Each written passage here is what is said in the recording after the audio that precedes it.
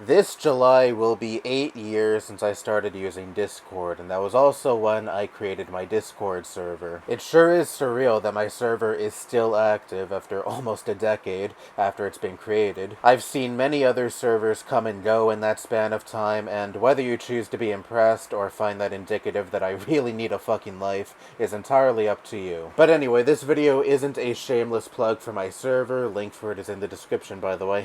But recently, its founder and CEO Jason Citron stepped down, and in his place is a former chairman for Activision Blizzard.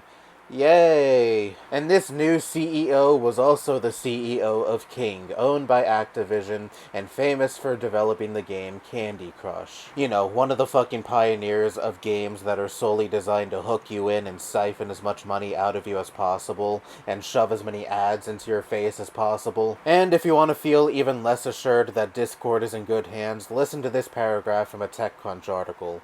The company's choice to appoint a new CEO from within the gaming industry signals that it sees its future more so in gaming than in social networking.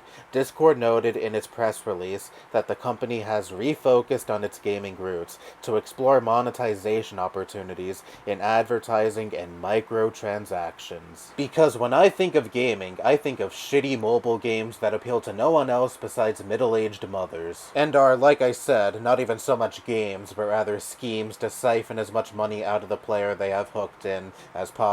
So get ready to see way more ads on Discord, which I have already seen. There have been some game advertisements that have popped up for me on Discord, which is something I never fucking pay attention to, and to be fair, hardly ever get, so it was never anything I felt the need to make a big stink over. But what does bringing on a former CEO of King signal besides our platform is going to go in an objectively shittier direction? And look, I get it. King is an incredibly lucrative developer, and Discord likely brought this guy in because they also want to be incredibly lucrative. What company doesn't? As you could imagine, it costs a lot of money to run a platform that serves over 200 million monthly users. But I'd imagine the base of people who play games like Candy Crush are pretty different from the base of people who use Discord. Who is playing Candy Crush primarily? Like I said, middle-aged moms and other demographics of people who aren't serious video game players. They don't have any sense of standards when it comes to games because they just want to play their shitty mobile games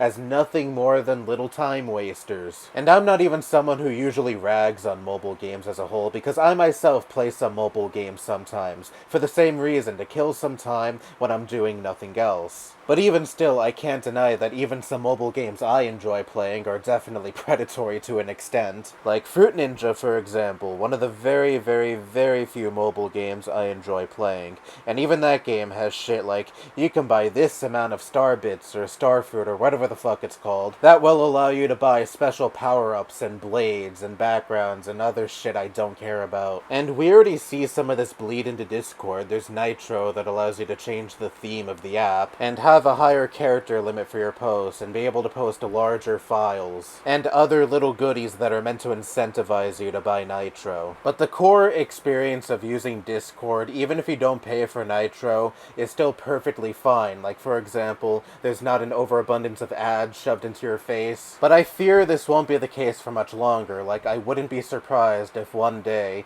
non-Nitro users start getting a bunch of ads shoved into their faces. And I also wouldn't be surprised if Nitro is divided into multiple different tiers, and maybe like tier 1 of Nitro, you still get ads, but maybe not as many ads. You gotta now pay us even more money to revert back to that smooth, ad-free experience that you were used to, for free for many years. And what's stopping them? Plenty of streaming services do this, where their cheapest plan still includes ads, even though you're already throwing money at the fucking platform. And of course, there have been many murmurings for a while that Discord wants to go public, even further signifying that the company wants to drive up its profits even further. But like I was saying, I'd imagine the user base for Discord is quite a bit different from your average player of Candy Crush or whatever other slot mobile game you want to name. The The reason I, and many other people I'm sure, are drawn to Discord is because it is pretty different from many other social media platforms. There aren't any intrusive ads, pivotal features aren't swiped away for the sake of nickel and diming you, like YouTube Premium for example. Oh, if you want YouTube videos to play in the background on your mobile device, then you gotta throw us $14 a month when that should be a standard fucking feature for everyone. And Discord, for the most part, has been free of this.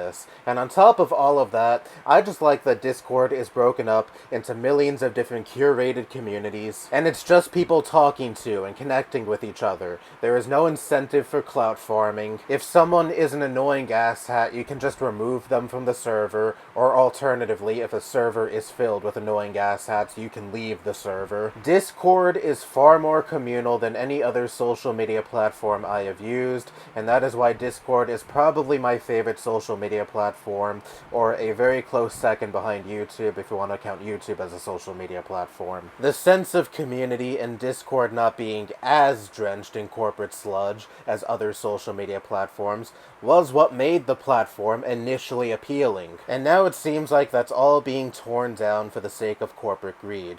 Welcome to the sad reality every social media platform that initially starts off promising faces. The enshittification process. Not everything good lasts forever, and unfortunately that also includes Discord. Good luck reconnecting with your gaming roots and appealing more to gamers by embracing two aspects of modern games that gamers hate the most: advertisements and microtransactions. Yuck. Anyway, that's all I have to say. Bye-bye.